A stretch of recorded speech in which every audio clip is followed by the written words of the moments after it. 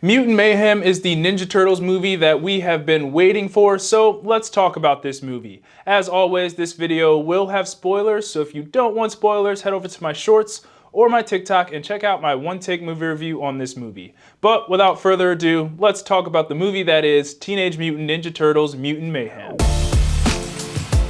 So when it was announced that Seth Rogen was doing a TMNT movie, I was intrigued, and after seeing the movie, I can say that this movie delivered on all cylinders. The animation was amazing, along with the action, and we finally got turtles that were actual teenagers, which is one of the reasons I think this movie turned out so well. So let's get into what this movie is about. So in this movie, the turtles are simply just looking to be accepted by the real world, and when they finally get that opportunity to take down the villain Superfly, who is played amazingly by Ice Cube, they work with their new friend April to bring him down and hopefully get the public to like them. Diving into the good, and there is no question here that the animation is phenomenal in this movie. Now, you can clearly see that it does take inspiration from the Spider-Verse movies, but at the end of the day, this animation is still pretty unique and stands on its own. This animation was used very creatively in this movie, especially in the action scenes, which I will touch on in just a second.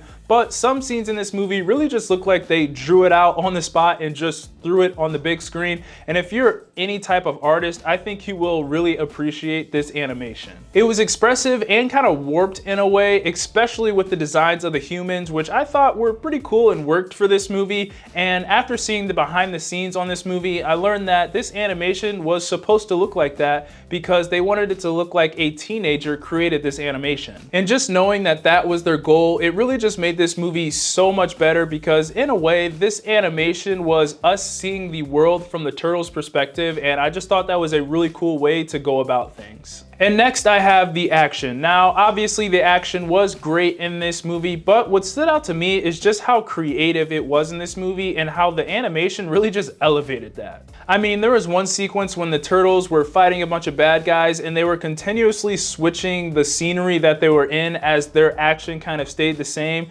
And that was something I hadn't really seen before in an animation movie, and I just thought that was really cool. And just from a creative standpoint, that was probably one of my favorite parts of the movie. And then we got to see Splinter get after it a little bit there towards the end. I thought his fight scene was pretty cool, but my favorite action scene I think in this whole movie is that final battle where the Turtles finally learn to work together, because that scene really just flowed so well. And throughout this movie, we had seen the Turtles kind of struggle working together. This is them at the very beginning stages of their crime fighting journey. And at the end there, they finally put everything together and it just flowed so well. And it was just a really cool scene overall right there at the end. And next up for the good is the cast of teenagers that they had voiced the Turtles. Now, as I said before, this is one of the reasons why I think this movie is so good. The chemistry these four had were just off the charts, and it was a genius decision to have all four of these guys record their lines in the same room together, because that just allowed them to work off each other,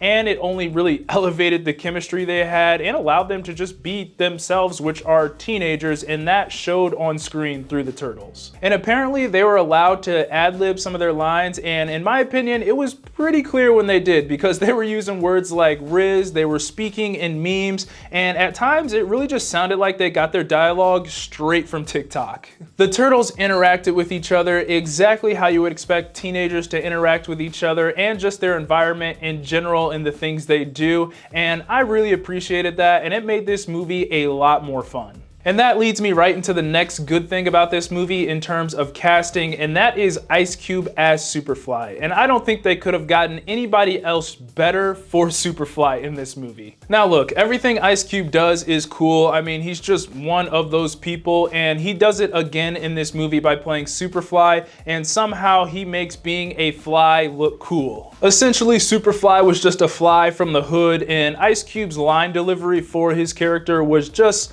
phenomenal and made his character again so much cooler and just a lot of fun to watch. I mean, Superfly even had the classic Ice Cube Jerry curl that he had in his NWA days, and it was just a blast seeing him play the villain in this movie. But I guess on a more serious note, his character actually had some pretty good depth in this movie, as well as we were able to understand why he was doing what he was doing, and his character also served as a pretty good contrast to Splinter's character, as they both both essentially hated humans, but they had different ways of going about it. Moving on to the so-so, and the only thing I really have here is the humor. Now, the humor overall, it was fine. I mean, this movie was pretty funny as a whole, but there were some jokes that didn't land for me, and that's probably because this humor was directed more towards kids. I definitely don't think the humor took away from this movie by any means. I just simply wasn't the target audience for it. Now, don't get me wrong, there were still plenty of moments in this movie that had me laughing, but I just think I would have enjoyed the humor a lot more if I was 12 or 13 years old. And finally, getting into the bad, and I only have one thing here, and it's probably just a me thing, but I feel like they really overused the music in this movie. But let me start by saying the soundtrack in this movie was awesome, and I had no problem with any of the songs they used in this movie.